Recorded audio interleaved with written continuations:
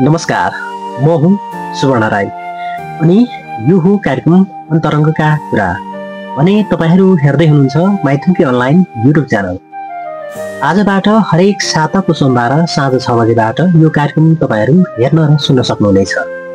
यस कार्यक्रममा सामान्यतया विभिन्न महानुभावहरूको जीवन भोगेका अन्तरङ्गका कुराहरूमा रही वार्तालाप गरी समेट्ने कोसिस गर्नेछु।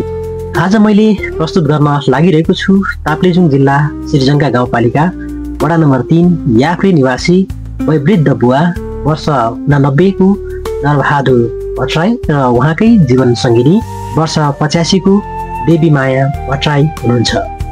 सबैभन्दा पहिले उहाँहरूलाई म कार्यक्रममा स्वागत गर्न चाहन्छु। त्यसपछि उहाँहरूको जन्मस्थान र विवाहको बारेमा जिज्ञासा राखेको थिए।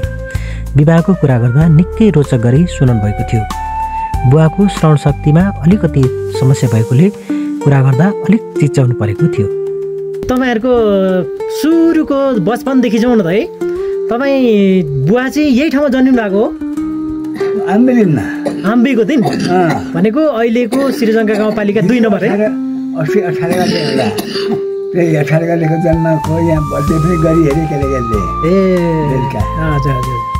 अनि आमाको चाहिँ माइती ओसे। यही ओसे नै हो? ओसे। अनि तपाईहरुको विवाह चाहिँ कहिले भयो? 16 सालमा। 2016 सालमा। त्यति बेला कति वर्षको हुनुहुन्थ्यो? तर अर्कै बुढी हो। भनेपछि 2 बिहे गर्नुभयो बुवाले चाहिँ? 16 सालमा बिहे गरेको। परि माओलीबाट परहरू खुब लगेको। भनेपछि तपाईँ त्यो 16 सालमा बिहे गर्दा कति वर्षको हुनुहुन्थ्यो? 17-18 वर्ष थियो। कति हिसाब गरौँ न। 94 साले कि? 94 सालको हुनुहुन्थ्यो। 20-22 वर्षको हुनुहुन्थ्यो। पहिलो विवाह गर्नुभयो नि, तपाईँले छोड्नुभयो कि उहाँले छोडेर जानुभयो? बराबर हो त्यो। बराबर हो? छोडेको पनि होइन। अनि छोडिनँ मैले छोडिनँ। अलि राम्रो यसले ल्याइहालेँ, राम्रो जग्गाले पनि दिएर उसलाई खुसी पारेर छोरी भाइ राखेको छोरी। अनि यता आमासँग चाहिँ कति सालमा बिहे गर्नुभयो? 23 सालमा। 23 सालमा बिहे गर्नुभयो? असौजमा हो। त्यो बेला त मागेर मात्रै सम्भव हुन्थ्यो नि बिहे, होइन? मागेरै बिहे गर्नुभयो कि दोस्रो बिहे पनि, कि दोस्रो बिहे चाहिँ भगाउनु भयो यसलाई?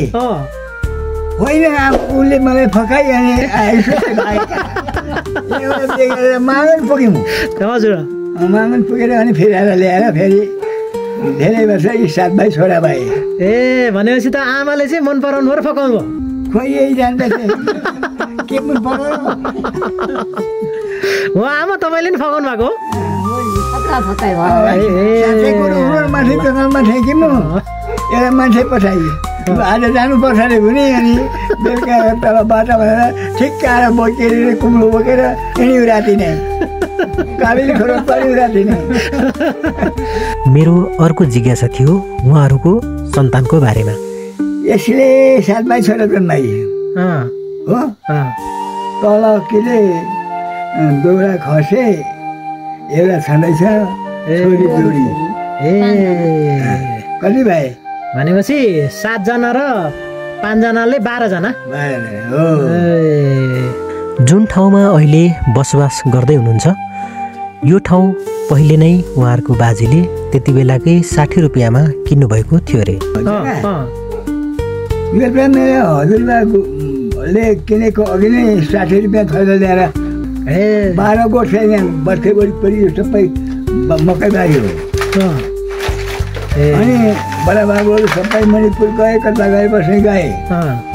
अनि पहिले लिने थिएँ, पछि हिँड्ने बेलामा अब तेरो पालालाई बस्दै भनेर छोडेर गए। अनि त्यहाँदेखि तपाईँहरू यहाँ निरन्तर बस्दै हुनुहुन्छ? यहाँ बस्दै छौँ। तल घुमी गऱ्यो तर यहाँ आएर यसमा बसेका कान्छो छोरो यहीँ आएर जन्मेको। तल उम्रिसे जन्मियो 2 भाइ। एक भाइ यहाँ माओलीमा जन्मियो, 2 अरू भाइ यहाँ उच्चक जन्मेका। जति बेला उहाँहरू याफ्रे बस्न सुरु गर्नुभयो त्यति बेलाको समय र अहिलेको समय उहाँहरूलाई धेरै फरक लाग्छ अरे। जति बेला तपाईँहरू यहाँ आउनुभयो नि, यो ठाउँमा बस्न आउनुभयो, त्यस बेलाको परिस्थिति, त्यस बेलाको अवस्था र अहिलेको अवस्थामा के फरक छ? धेरै फरक छ मेरो लागि है। बिजुनबारी दार्जिलिङबाट नुन बोक्नु पर्थ्यो। हजुर। भारी हजुर अनि भैँसीको दाम 200 थियो। हजुर गाईको 50 रुपियाँ थियो। गाईको 50 रुपियाँ भनेपछि पैसा पनि पाइँदै नदेखि ल्याइन्थ्यो। नुन बोक्न चाहिँ तपाईँहरू धरान जानुहुन्थ्यो? बिजनबारी भनेको कहाँ हो? तल टिस्टाबाट पनि ल्याएँ मैले। टिस्टा इन्डिया हो बिजनबारी हो। यो डाँडो काठमा इन्डिया हो नि। भनेपछि यहाँदेखि नजिक चाहिँ इन्डिया। अब इन्डियाबाट लिङ्गित माथि तल गर्थ्यो बिजनबारी। अनि घिउ बोकेर जान्थ्यो नि त।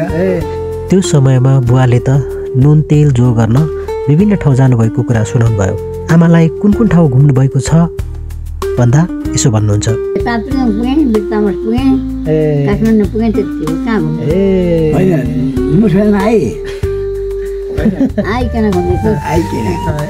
पछि बिहे गरिकन मात्रै जानुभयो? बिहे नगरी त घुम्न पाउनु भएन होला? साह्रै घुमिन, छोरी मान्छे अनि बिहे गरी सबै संसार घुमाएन मैले। काठमाडौँ लगेँ, त्यहाँ भित्तामा लगेँ, उहीँ बस्यो हिउँदोभरि। पहिले त गाउँभरि मान्छे थियो होला, अहिले गाउँ रित्तो छ, सबै बसाइ सरेर जान्छन्।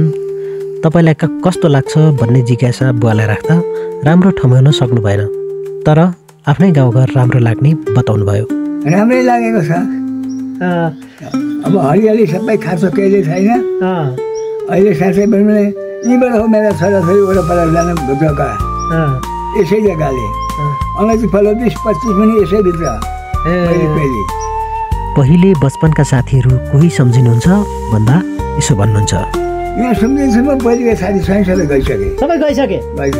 अब यहाँ प्रधान पञ्च माथि दिलबहादुर, प्रधान पञ्च कालीबहादुर, यो सबै आमेदिन कीर्तिनारायण सबै जान्दथे।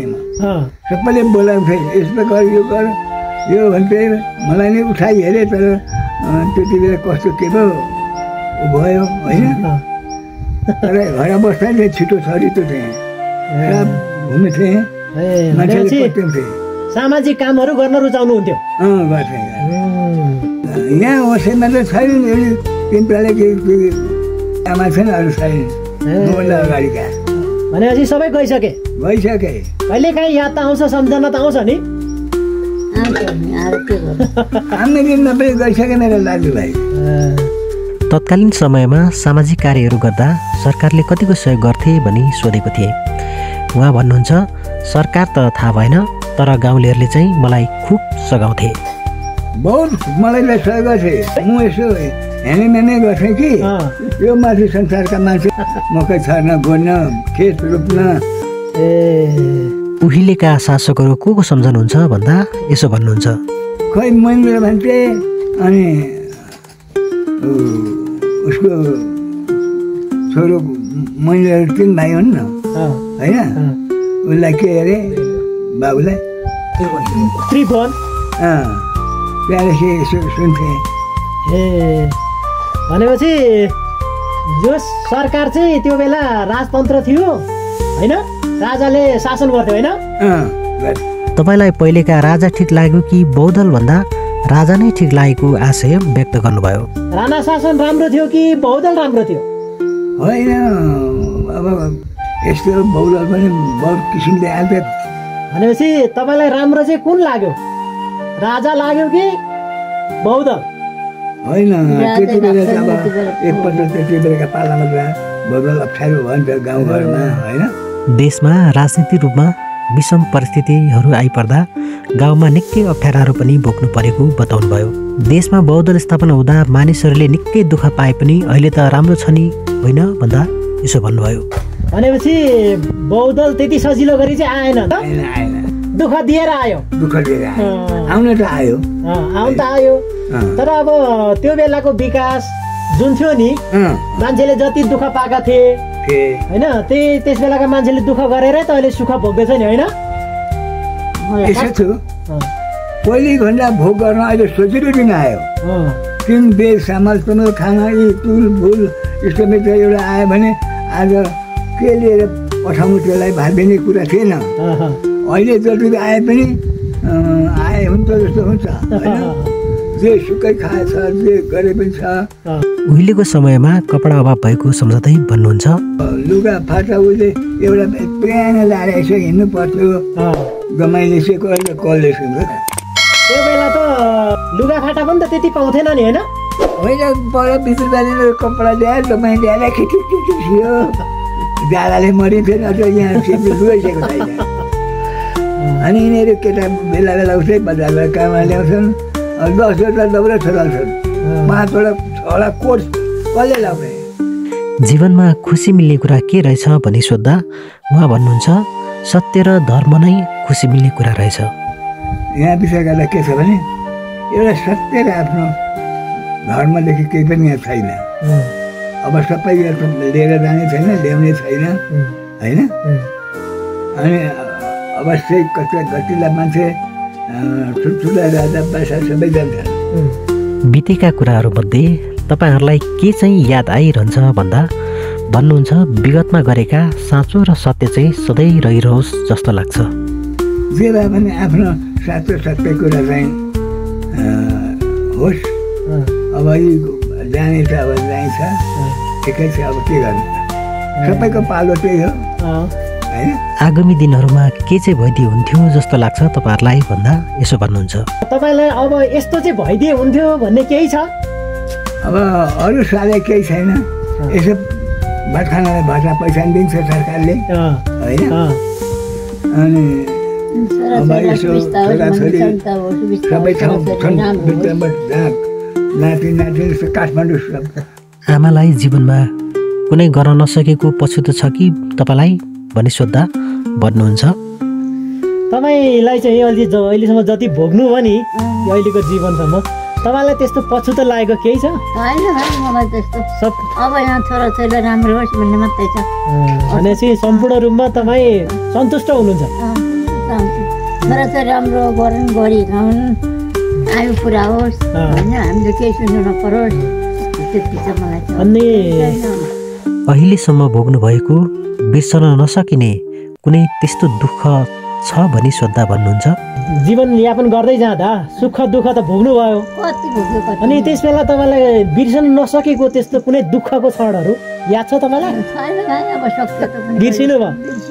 सुखले नै जित्यो? सुखले जित्यो। अब अहिले सुखै छ बसी बसी खाना हुन्छ। अब रोग त त्यो समय लाग्छ राखेको छ होइन। रोग त उमेर चढ्दै गएपछि रोग बढ्दै जान्छ होइन। छोराछोरीलाई सुख होस् साथीभाइ कोही आइदिए यसो हेर्ने हेर्ने भात मार्ने त्यति छ। बोलिदिए हुन्थ्यो होइन? आइदिए हुन्थ्यो को आउँछ कि त्यति लाग्छ। पहिला पहिला त तपाईँहरू ढिकी जातो गरेरै कति गऱ्यो बिताउनु भयो। हिजोआज त अब ढिकी जातो पनि त्यति छैन। कहिले काहीँ थोरै थोरै गर्नु छुटेको कुरा हो होइन?